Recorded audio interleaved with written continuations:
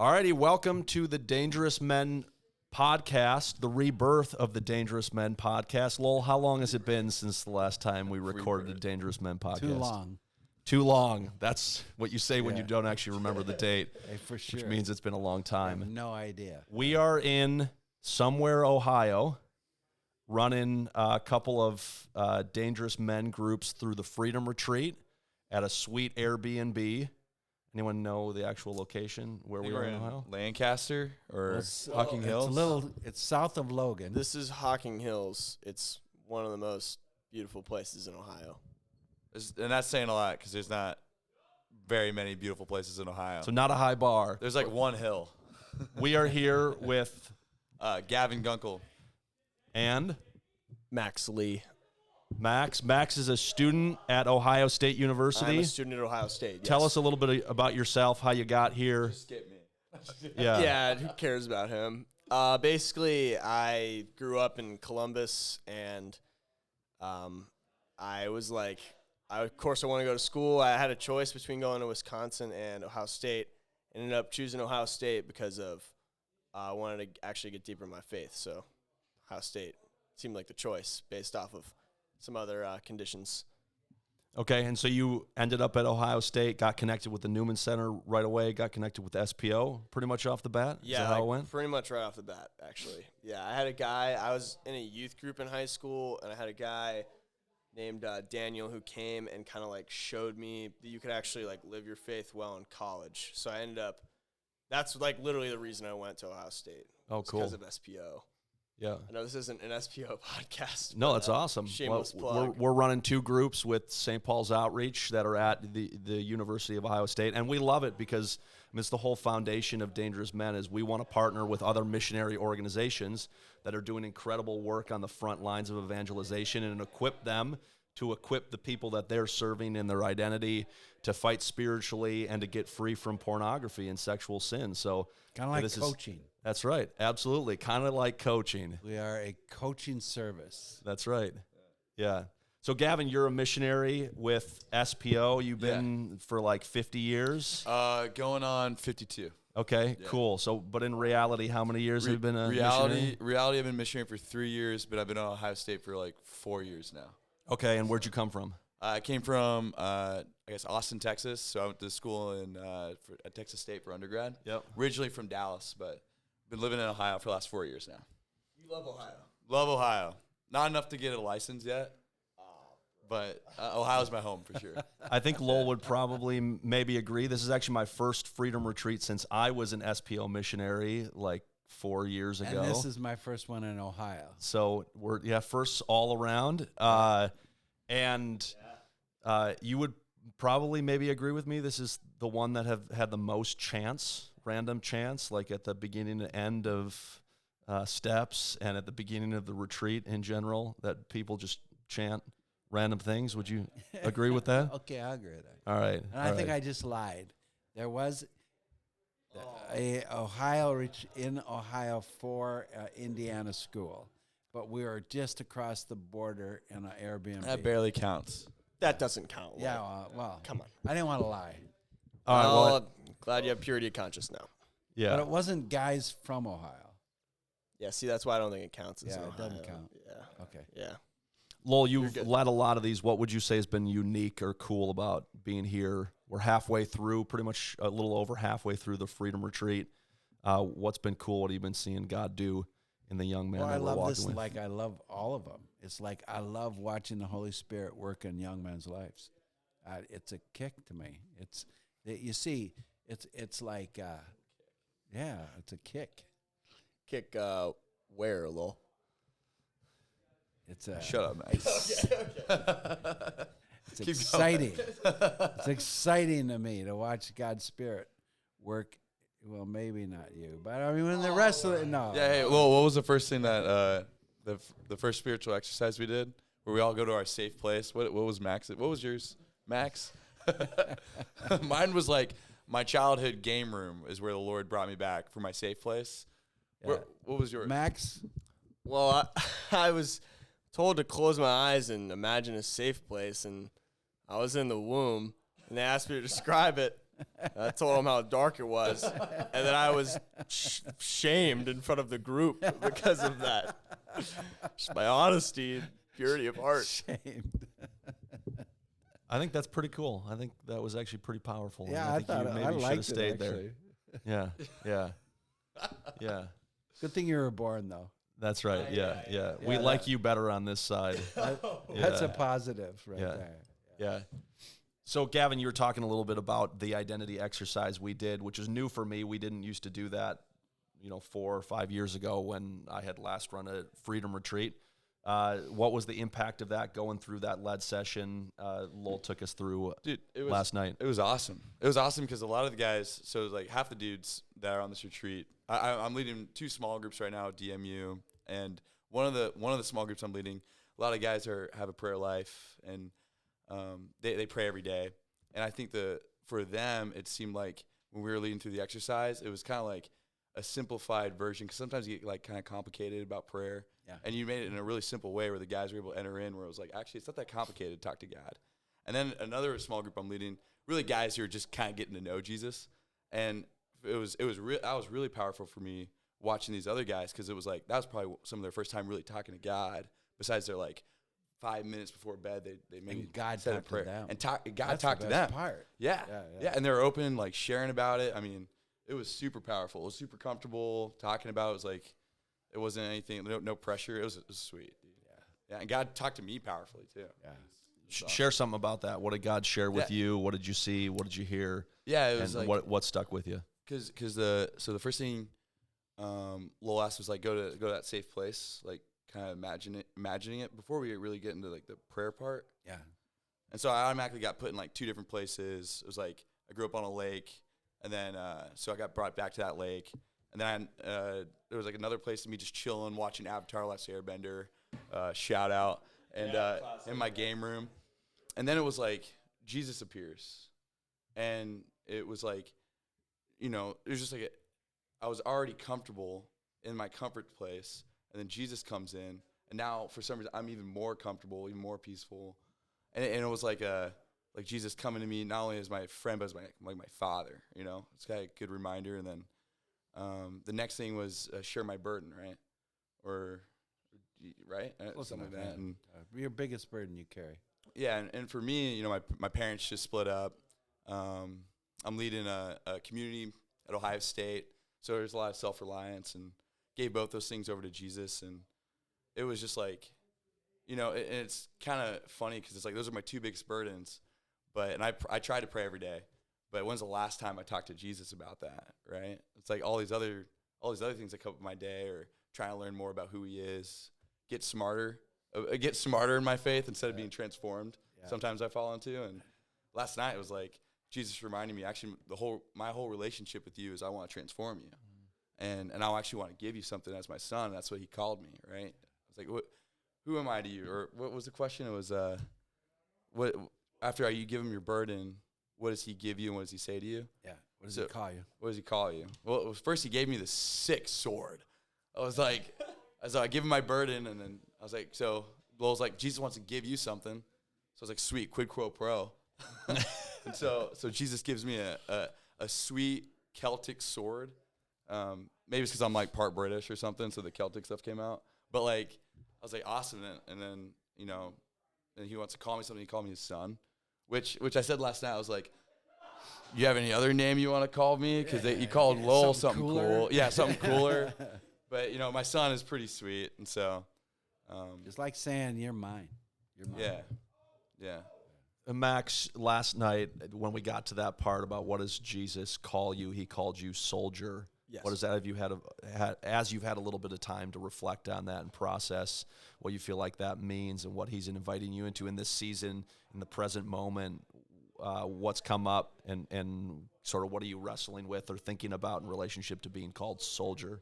Yeah, so I was like thinking about that actually the whole time he was talking. Like I was listening to him, but I was also thinking about like that specific thing. So like for context, we asked like God, like what he would name us, and like how he called him son. I got the word like soldier, and then you posed the question like what does that actually mean? And what I was like getting was that God was telling me like, okay, fight. Like, I want you to fight what needs to be fought, but then like also like help who needs to be helped. And there was we listened to this podcast last night, and part of it was this guy explaining how like fighters fight in their own identity. So they have like sort of like a fighting style. And this is kind of going along with soldier. And I'm like connecting the dots last night, like figuring out, like, wait a minute, like, okay, like maybe I just like a lot of this time I've been like, whenever I fall into like this habitual like sin, or like I like fall into this like this feeling of like unworthiness because I just like can't beat like these things that I want to beat. Like I have this goal and I just can't like do it. And like part of it I think is like I just need to like actually embrace like my fighting style and not get like taken out of my fighting style, because that's how you lose. Sidetracked, yeah. Yeah, it can't get sidetracked. So that's kind of what I've been thinking about. That's a lot. awesome. So last night after that, we were in the hot tub together, the three of us and some others. But you were sharing about what came out. Two things that struck me was a desire that you have for poverty and life, and like a detachment from riches or wealth or whatever, and like just a desire for that, which I think is super unique and cool. And then as you were sharing your story and who you are and the crazy, wild situations you've got yourself into in your life, there's like this deep inborn desire for adventure. Yes. Which are two things that feel like to me are a huge part of your identity and what it means to stay in your identity and fight from there as a soldier. So what do you feel like God is teaching you about those two things, about that, like that willingness to be poor for him and that deep desire to adventure with him as a soldier, and whatever it looks like as you face, your present moment and your near future? Right. Okay. So it's kind of a loaded question there, Joe. But I think like, wow. Okay. So I think like, okay, first of all, like the poverty thing that I already know, is going to require even more just like trust that God is going to like really provide for me. Like I desire it. But it's also like, okay, I need to like continually keep reminding myself that like if I'm going to do this thing and like step out into poverty, whether that's in the future or like whether that manifests itself in a different way, like if I end up having like a family, or if I want to give my life to like a different cause, like I think poverty is just going to be something I need to like pursue, because I think even in my own like life in general, it's easy to sort of, I guess, fall into this idea that it's like all me, and having this like poverty even of like spirit, where I like continually remind myself that like it's obviously not me. And like I can hear, seek first the kingdom of God. yes, and right, his righteousness. because somebody can tell me that as many times as they want, but like if I'm not like seeking it, then everything's just gonna fall apart. Yeah. And then what was the second part about Adventure. Adventure, like You're kind of a wild man. You've taken a lot of train rides. You camp a lot. Is this gonna go to the authorities, or no? Of all the like, I've been in ministry. What am I confessing here? No, I've been in ministry a long time. Had the incredible privilege to walk with a lot of guys, and I've only ever met, and I told you his name last night, one other man who I felt like rivaled what you shared in your story and who you are, for just an innate and inborn desire for adventure. Like I forget how you described it, but it was like there's more out there, and so I want to want to go and find out all the things. Because you asked me, you were like, these things you do, I have no desire to do those things. You're like, what makes you want to do it? And I'm like, well, it's unexplored. Like, why would you not want to go there? Yeah. But so last night, what was another thing that was in that podcast was this thing about like having your dreams be so they were talking about King David and the elders that like put this armor on David instead of just letting him do his thing with the slingshot. They're like, dude, you're like, you gotta like do our ways and fight the way we fight. Yeah. And a lot of like this retreat, I've been thinking about like the expectations of my own dad, my own like family, like what's going on in my life, and like what they kind of like want me to do with my life. But then I'm like, I have these like absurd ideas that like everyone else, like whenever they hear it, they're like, how did you possibly think of that? And I'm like, well, it would be really cool to do that. And they're like, well, like, yeah, it would. So like, this has just been a confirmation. I feel like. Do you have something to say, Gavin? Like what are one of your ideas? You say one of your ideas. Do the what's your? I'm sure most of the Dangerous Men listeners know the Free Burma Rangers. Oh. What was one of your ideas after you watched that movie? So one of my ideas. What did you do after you watched that movie? It wasn't even really an idea. So hours following watching the Burma Rangers documentary. Free Burma Rangers. Free Burma Rangers. Yeah, It's FBR. Me and one of my roommates, Jay, decided to write a letter to Thailand immediately asking if they had any open positions for people over the next couple summers and like how we could pray. And there wasn't really a direct like email link. So we were like, I think Jay made like a $20 donation and it was like in the comments like, yo, like please like send me your email so that I can like figure out how to like text Dave. And awesome. So we waited like a long time. Like we waited like a month and a half and we're like, yeah, like he probably like, I mean, that letter probably got like lost in transit in Burma. But then I received a personal email from Dave Eubank, the guy that founded the Free Burma Rangers. And it was pretty special. Didn't really help it didn't really quiet the desire at all, actually. It made me want to join even more.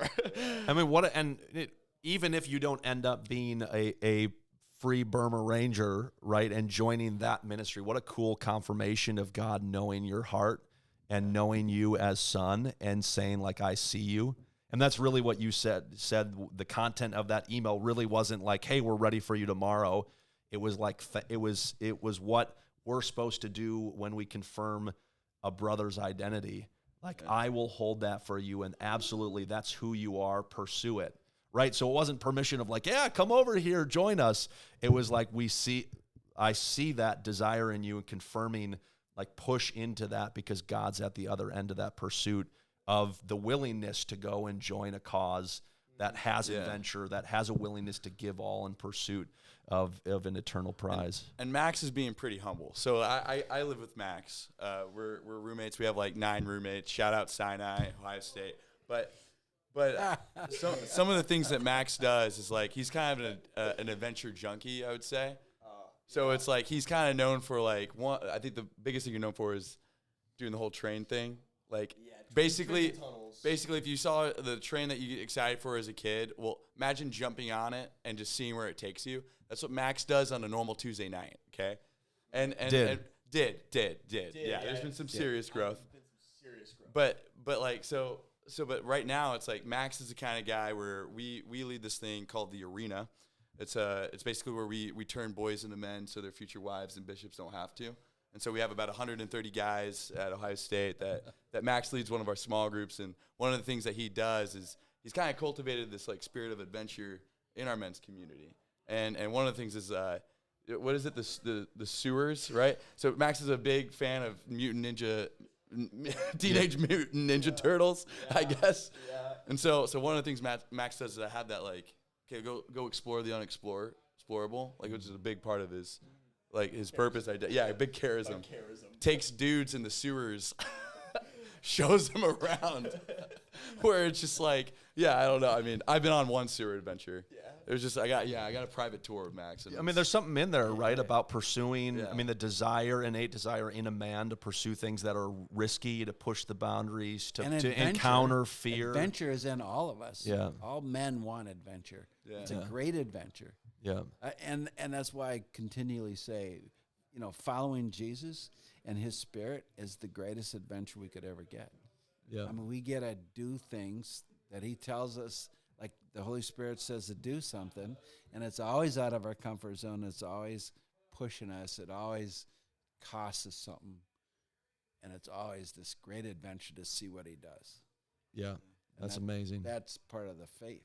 Yeah. We walk in faith. Yeah. And that podcast, so people know, I stole all that stuff from Jamie Winship. So you should check him out. Yeah, check him out. He's a good man. So, Gavin, you, over the past year, and John Packer Stevenson at Ohio State University alongside you have been using Dangerous Men with arena guys as you guys have been building the college campus ministry through SPO that you've built and like you said, initiating boys into men. Talk a little bit about how you've seen Dangerous Men playing a role, walking sort of side by side with the other elements and things that you guys have put in place to be able to do the adventure and other things, and what it's formed in guys that you wouldn't have been able to create otherwise. Yeah. So about 3 years ago, we started this thing called The Arena, which is modeled after the Theodore Roosevelt Man in the Arena speech. And this we always kind of pick a couple of different one-liners from the speech to kind of harp into. And this year it was a man who strives greatly, or dares greatly, strives valiantly, and spends his life for a worthy cause. And we found with the DMU stuff where it's actually really hard to do any of that if you're still under like some spiritual bondage, right? And especially when it comes to like lust, which is like one of the biggest things we see on a college campus, sexual sin, sexual impurity. And we found with DMU, it's just a tactful, easy way to like actually like equip guys with like the ability to renounce, sin, spiritual attack. Call it the tools to use to renounce. Yeah. So it's like it's been one of the best ways we've been able to equip guys in the arena. Yep. And so we have one small group right now is like testing it out because I think so far I'm the only one who's gone fully through Dangerous Men. So I'm leading two of the groups, but hopefully after this Freedom Retreat, we have some more emerging leaders in the arena, taking more guys through the content. But we've even taken some of the stuff and applied it to our men's group book, or especially when it comes to like specifically like renouncing like the world, the flesh, the devil, and like actually like we have a full chapter that's actually like that's the chapter, the world, the flesh, and the devil. Yeah. And we've taken a lot of principles from the Dangerous Men book and actually applied it to guys to equip dudes. But that's just one chapter. But I mean, the taking dudes through the whole like book, I mean, there's just nothing like it.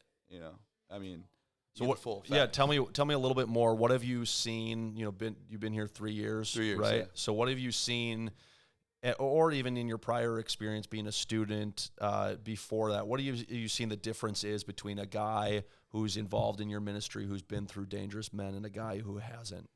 And what are those elements or differences that you see? Well, guys who've been through our ministry are a lot bigger, a lot more manlier, a lot more. T levels are significantly higher. Yeah, just a straight man, just total hoss. That's the number one way. But I remember I was in a fraternity all through college, and I mean, you're just basically walking and just getting spiritually like nuked, like every day, and it's just you become numb to it. You like don't even recognize that the things that I'm doing are so normalized that are like killing me. Like St. Paul says, like whoever lives by the flesh dies by the flesh, right? But I had no idea. I thought that was just life. And then through this last 3 years of being a missionary and really like being connected with St. Paul's outreach, and then really I did Dangerous Men my first year on staff, and like the things that were normalized to me started making sense of why I started feeling like why I was feeling like crap all the time. Yep.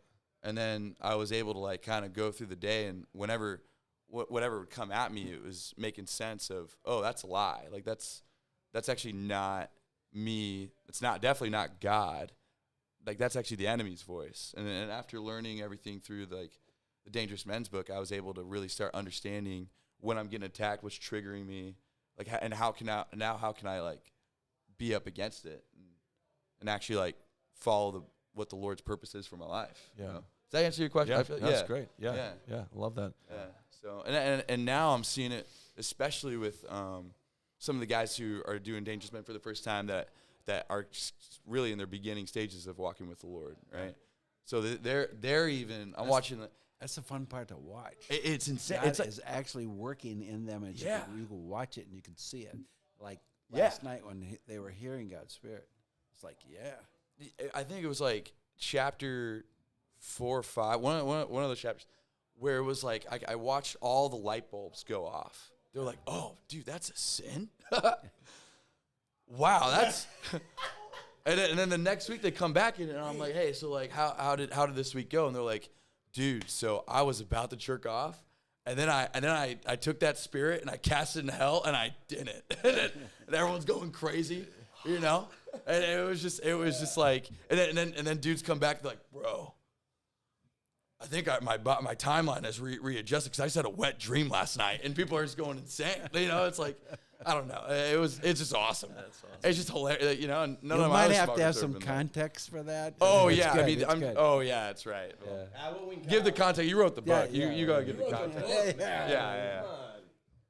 Yeah, it's amazing. So much. I mean, the chapter on sexuality is about celebrating it, right? And in most men, especially men that grew up in a Christian context, celebrating it has been celebrating it through impurity or sinning. You know, celebrating sinning in it. That's locker room culture, right? But what does it look like to celebrate in our sexuality in a healthy and holy way? Yeah. Before we're participating in like the act of sexuality in the context of marriage, how do we live that out well as young men? That's, I think, so much practically what guys don't really see an alternative for in their day-to-day walk. Like, there's no one, I don't know anyone outside of been dangerous men that's been like shown from another guy how to live that well. Like, here's what it looks like to live sexuality well outside the context of marriage and celebrate it at the same time and like in freedom, in joy. Well, and that's a big reason why we've adopted it, because we're at the arena, and what we're doing at SBO Ohio State is like we want to bring our masculinity to our faith. Yeah. And a big part of that is like you look at all the other masculine environments, so like fraternities, football games, any NASCAR. It's a rowdy environment. Yeah. You get rowdy. You get to celebrate for the boys, and a lot of times it's centered around what you're saying is like sin. But like Dangerous Men is kind of teaching us how to now have that same rowdy environment for holy things. Yeah. Like you actually like ordered sexuality. Like, and how do we get hyped up? You know, it's like Thus all the chants. Yeah. But you can have that same atmosphere even for when your boy's getting holy. You know, it's like, boy's getting holy. You know? It's like fire me up. You know, it's I mean, yeah, it's so. That's a sick intro, like that clip. The boy's getting holy. Well, yeah, the boy's getting holy. You know? Okay, here. You guys can do the intro together. I don't know what to start, but Oh man. Wait, what? Are we orchestrating this little? the boy's getting holy. Your boy's getting holy. You gotta do it on the same time. Man. Go ahead, count Together. down. 1, 2, 3. Your boy's getting holy. There it is. There it is. There it is. But yeah, I think Dangerous Men is, and just to say, last year we had a Steps to Freedom retreat where we took about, I think close to 65, 75, somewhere around there, guys. Yep. Where we had Casey Dinan come out. Jaboy. Yeah. Yeah. Mammoth from Minnesota, which I guess that's more of you. But like, he's more like the saber-toothed tiger from Minnesota. Yeah. But he came out with 8 guys from the what are they called? The Franciscan Friars of the Renewal, and we just guys got free. It was awesome, and it was in a rowdy environment, just the same way that we are trying to cultivate Ohio State. So it's been sweet. That's awesome. Max, we're through step 5 now. We just got done with pride and humility, renouncing all pride, and before that, talking about submission and rebellion. I don't want to focus spiritual authority. If you don't want to on those 2 steps in particular, but what's been the impact? What's been the biggest thing that you feel like stuck out or that God's highlighted for you as you prayed into each one of those first 5 steps? What's really resonated and it felt like something shifted in you as you've prayed through today? Mm-hmm. So whenever we were kind of working through like especially a lot of the pride material, I guess I didn't realize like how much I just like I will kind of like wallow in this idea of like either like I sometimes have this issue where I'll just like call out random stuff just because I feel the need to, even though it's like not beneficial to the problem. Like I think one of the things was like one of the like check boxes that you could like pray about was like, is this actually going to help with like the problem or the solution? And that one I was like, I had to think about it a lot because I was like, okay, like there's really there's just honestly a lot of material I never really thought about. And so I kind of, me and my fighting partner were like working through it, and I could see like a lot of this was just like this impulse. Like I just like didn't have any sort of like control or check on like the way that I like behave sometimes. And it was kind of eye-opening. And one thing I shared with like kind of the whole group at the end was how like a lot of the issues could just be solved if I just like shut up and like submitted to God, and wasn't just like a firecracker all the time and felt like everybody needed to hear my opinion. I think you said it, Lowell, like, or you said it, like, just like let your opinion die, like kill your opinion. Yeah. Yeah. When I want to bury my opinion. Yeah. Yeah. I shared with the guys after that session. I think it was after what you shared. There's a pretty pivotal thing for me to consider at that point in my life, being a young leader, and like you've shared, like trying to exercise leadership when you're just screwing most of it up. But and so much of it is, if you're being honest with yourself, faking it and trying to apply the things that you've taken from other people and exercise them in your own leadership, while also trying to acknowledge the fact that you feel like God's given you the gift of leadership, and so to walk in it, you're going to make mistakes, right? And that is humility to both know your identity and begin to walk in it, and to be able to have the humility to acknowledge that you fail and you mess up, and that's okay as well. And I remember talking to a leader at one point, sharing with him a lot of the things that I was wrestling with that, quite frankly, were my opinions of the way that I thought our ministry should go, or our work should go, or why I was right about everything. And he said to me, you have the gift of leadership, but if you ever want that gift to be everything that God could make it, you have to die to your opinion and let your only opinion be Jesus's opinion. And to me, that was like a massive light bulb going off in my head of like, that's probably how Jesus works with me in normal, like simple, straightforward, non-theological language. So my prayer became like, Jesus, kill my opinion and let my only opinion be yours. And then it was so easy for me to see things that were coming up and not judge them, but see things that weren't Jesus's opinion, like that other people would share. And again, not judge that as like, but like, okay, I can consider that, but also be okay with the fact like, Jesus, that's not you. And I just want you, and make that as a young leader trying to figure out how to do all the stuff, to just only consider the stuff that Jesus was highlighting for me to do, and then just focus on that, and help me simplify so much of life and work, and trying to apply this big unknown of becoming something I totally wasn't at that point in my life, and like let go of trying to be something apart from myself. So yeah, I think that's a huge part of the journey of learning to submit, and the joy of it. Like learning to submit is actually a whole lot of fun, and then Jesus starts to do fun, cool stuff that you get to be a part of. Yeah, it's like finally I could use you. Yeah, you're submitting to me. Yeah, I got you. Yeah, the key story for me, that was after I went through Dangerous Men the first time, but when I was in college, I was a DJ. So I've been a DJ since I was in 8th grade. And I fell away from my faith beginning to college, was partying all the time, medicating a whole bunch. And Dangerous Men was the first small group I was ever a part of in college, where I met young men who were totally normal, cool, average guys that I wanted to be like, but also freaking loved Jesus. And that was like, I've never met people like that. I want that. And then I got introduced to everything that we're talking about this week, and identity and freedom, and walking out of that first session of sharing my whole story in the Dangerous Men group, and then walking out of the Freedom Retreat feeling and experiencing a level of freedom I'd never tasted in my life.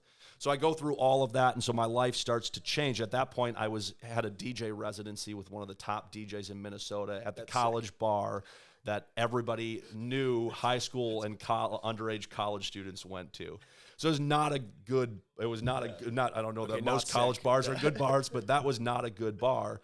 But I was living out my dream. Like I desired attention. I desired to be in the spotlight. I wanted to feel like enough. I wanted to be a man, and it was feeding all of that. And so I loved it. But it came to the point where it was a Monday, and the following Saturday was going to be the first date that I ever had my own like headlining spot at this bar, because this guy was taking that Saturday off. And so I was approaching like the breakout of my dream. Like I'm finally becoming who I want to become. And I'm all this attention and I'm going to be the coolest guy ever, all this stuff. And I got to that Monday and I just knew at the core of my being, I had to say no, because I knew if I went down that road and became who Joe wanted to be, I would lose myself in the process. And even though it would feel good in the moment, it would destroy me. And so I gave it up. I called the bar owner. I was like, hey, I can't do it this Sunday. I'm sorry. He was super pissed. But for me, that was like what it looked like at that point in my life to submit and to me, it meant like laying down everything I wanted and had held as sacred up to that point in my life. And it wasn't just a job. It wasn't just like a cool opportunity. It was like who I want to become. Fine, you can have it, Jesus. And I think it was middle of January. Almost exactly a year later, I got a phone call from somebody I didn't know that was a friend of a friend of a friend that said, hey, I know this person who I only had ever met once in my life. He's a DJ, and he's looking for another DJ to help him DJ for Red Bull Crashed Ice down on 7th Street.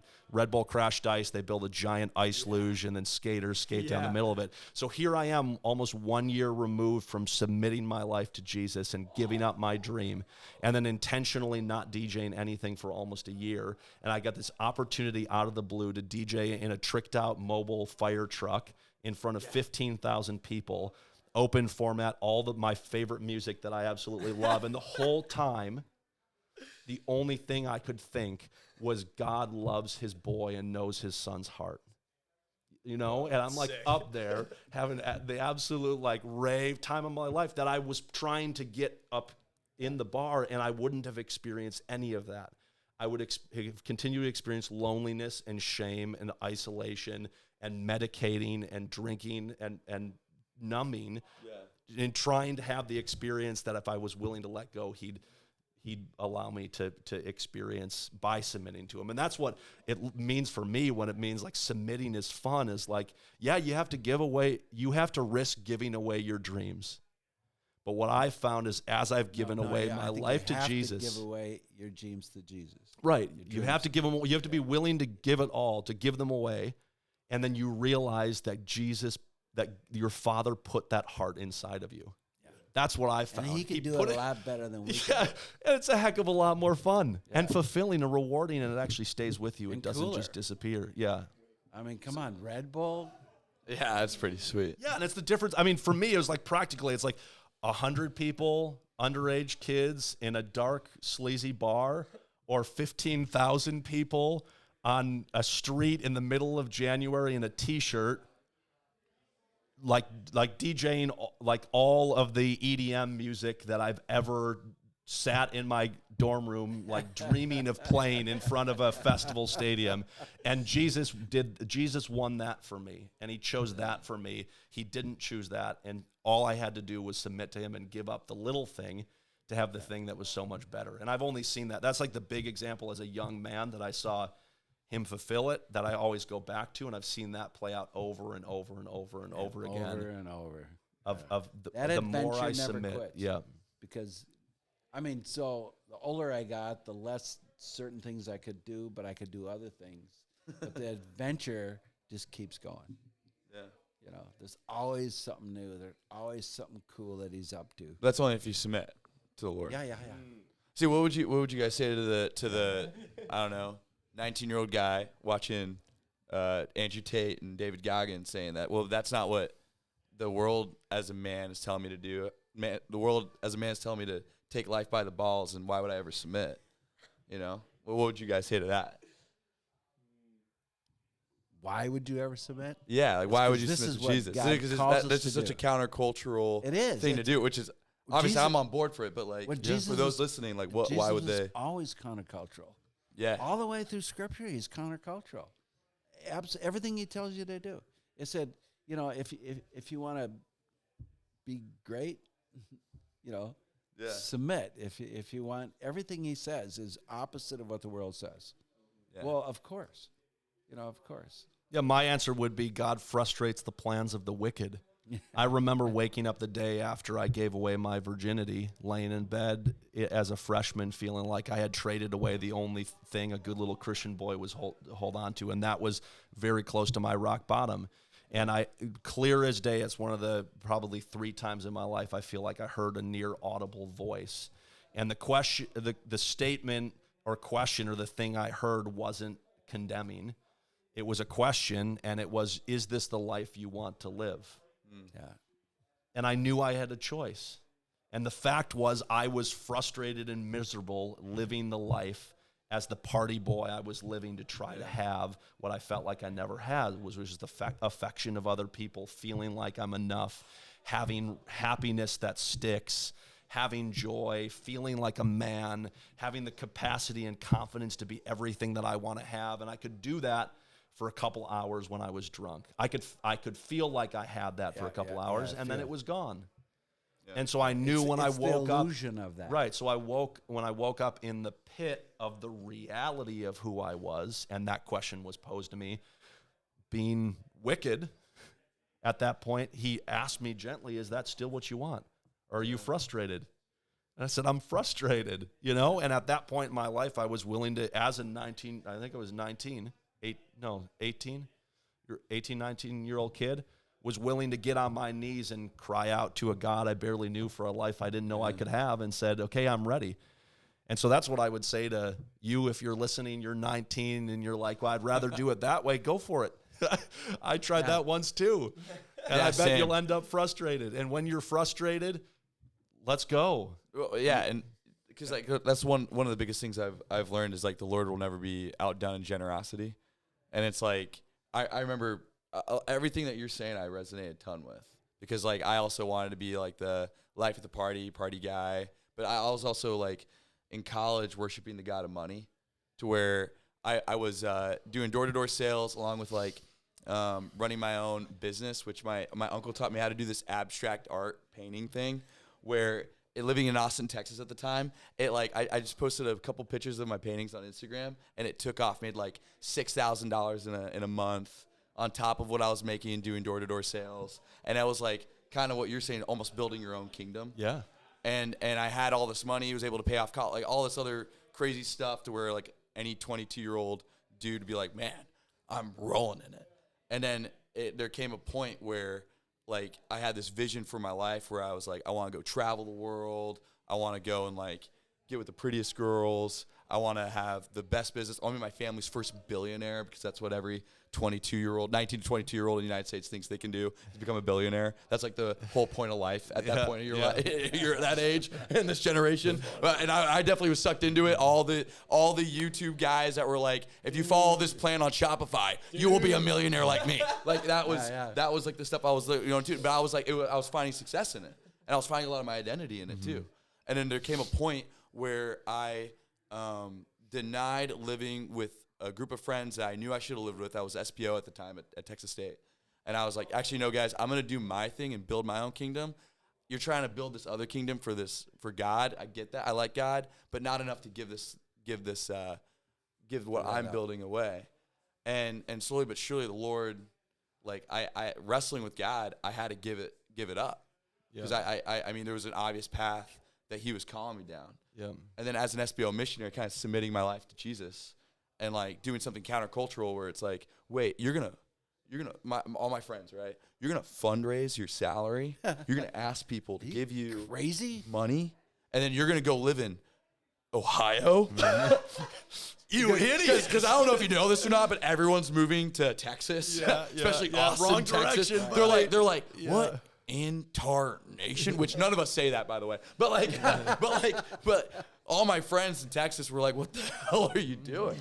And I looked at him and I was like, I have no idea, but I believe in Jesus. I'm going to follow Him. And since then, it's like He's taken me around the world. It's shown me a life that, like, yeah, I don't make as much money, but I feel like I'm, your line, one of the wealthiest men I've met. I am the you are. wealthiest man I would argue I'm in the top 10 of guys I've met, but I'm only 25. But You like, got a long ways to go. but, like, since then, it's like the Lord, kind of what you're saying, of that you had that moment where you're able to, like, have that EDM or DJ set. Like, this last summer, I was actually able to take Max along with 3 other students to Europe on a 22-day backpacking trip where we went to Spain, rented a car out in Italy, drove through like the Italian coast all the way up through Switzerland to Germany, and then from Germany went through the Dolomite mountain range, which if you have never heard of the Dolomite mountain range, stop what you're doing right now and look it up. It is one of the coolest places I've ever been to in my life. And then went all the way back down, made it to Rome, and then flew out of Rome. It took us 22 days. And, like, the Lord provided along the way. Like, there was so many people who were generous enough to host us. Yep. We got to stay in some of our, like, heroes of the faiths, like places where they grew up. Yeah. I mean, it was awesome. And then now, Lord, it brought me to the Dangerous Men's Leader Retreat. So that same summer, I went to go Jeeping in Colorado. literally take 16 Jeeps in 4,000 feet up in the air.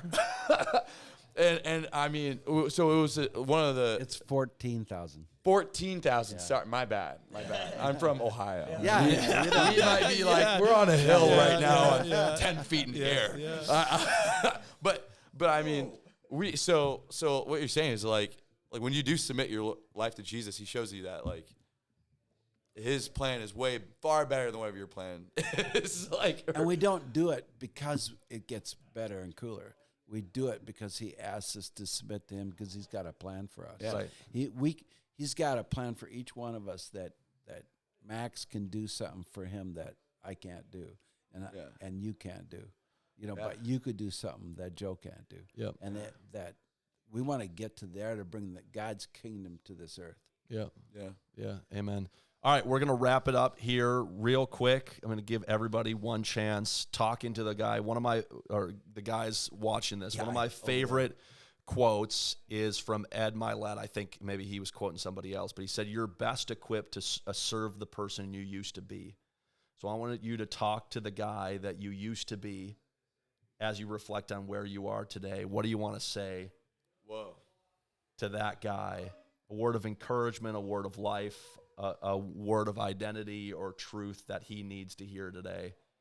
You got the microphone in front of you, Gavin, so you're On the going. spot. Sweet. Well, that's funny you asked that question. I was reading a journal entry from 2018. I think I was 20 years old. Rock bottom, lost in sexual sin, full-blown sex addict. And I remember hitting a rock bottom point. What I would say to that guy now, knowing what I know now, is that you have been chosen. Like, God has a plan for you, and you're not in a place where you're unseen. That's a complete lie. Like, God sees you, and there are people and men that want to teach you how to be a man the right way, the way that the Lord has intended it. And the biggest thing to do is if you can't find hope right now, turn to Jesus, because that's what he does. He gives you hope, and that's where the lost are found. So if I had I guess that would be what I would say. Yeah. Yeah. Awesome. All right, Max. Yeah, so whenever I was thinking about this, though, the one thing that just immediately came to mind was I was kind of thinking about how I was in high school, and I was also thinking about my older journal entries, because I thought I had lost this journal from a few years ago, also from it wasn't 2018, it was 2020, whenever COVID hit and I was in high school. That sucked. But basically this premise that I kept seeing was that I wasn't basically being honest with myself. Be so honest with yourself and realize that you are not you absolutely cannot do it on your own. I would read days upon days where I would try to console myself, or it would just be I just can't get rid of this sin. I don't know what's going on. And then there was this moment over winter break of my sophomore or junior year of high school where I had this conversation with my younger brother. We were sitting on this wood chip pile, and it was I sat with him and I was dude, I don't know what's going on. And he was I don't know either, but we gotta figure this out. And kind of born out of that honesty was genuine brotherhood. It's my overall message is be honest with yourself and seek people that are actually going to get like shit done, because you can't get stuff done on yourself because you don't have everything. Obviously, you don't have everything together because, yeah, that's what I would say. Awesome. That's kind of off the cuff. I didn't. Yeah, that's great. I wasn't I really love it. prepared. Something That's the point. Yeah. yeah, sometimes I think high school kids think they have it all together.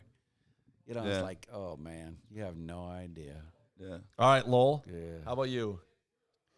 Talk to the man you used to be. Talk to Tell the him. man I used to be. Tell him what he needs to hear. It's basically the same thing I tell myself today. Seek first the kingdom of God and his righteousness, and he'll take care of the rest. And I can't do any better than that. Yeah. So it was like when I was in the Army, and God was talking to me about this kid I caught shoplifting, and he wanted me to let him live with me. And I get home, and he shows up at my door, and it's like, oh, God, you set this up for me. And on and on and on, you know, over the years and 1,000 stories. Yeah. God has always set things up to me because I want to choose, I will choose, I always will attempt to choose to seek the kingdom of God first and his righteousness, because I love the adventure. Yeah. I love what he does. Yeah. It's just pretty dang cool. Yeah. Amen. And I would say you are not alone. You need to let go, and you need to beg the Lord to bring mentors in your life who can take you to the place that you never imagined possible to go. Because when I got on my knees, the one thing that Jesus put in my life was like your uncle for you, to show you how to get rich through abstract art. It was men who could show me how to be free. And I would have never got there unless mentors, men that were further down the road than myself, came into my life and showed me where to go. And if you want that, you can go to DMU.org. You can go to SPO.org. You can find any of us on social media. You can follow us, Dangerous Men United, and reach out. You can reach out and say, I need help. It's that simple. I need help. That's what Lowell and I do. We coach guys to get free from pornography, to find their identity, and to learn to fight spiritually. And if you're in college, these two are doing it full time as a student and as a missionary. Come hang. So If you're at Ohio State. you are not. Check out our YouTube channel. Yeah, and all the other stuff. That's if right. If you want help, there's a lot of places to get help. Yeah. Yeah, like and subscribe. Awesome. Thank you guys so much for joining. Yeah, subscribe, Please Lowell. subscribe. Do you know what subscribing is, Lowell? Smash that like button. Smash that like button, dude. Yeah. That was so Gen Z of you. Wow, yeah, there you go. Lowell. Yeah. That was based. Is that it? That was pretty. That was That was based. that Yeah, was that was based. Okay, cool. I mean, I don't know. Awesome. Thank you guys so much for joining. Like he said, smash the like button, subscribe, find us everywhere you can find us, and come on, get free. A man to man, a warrior to demons, and you are always God's boy.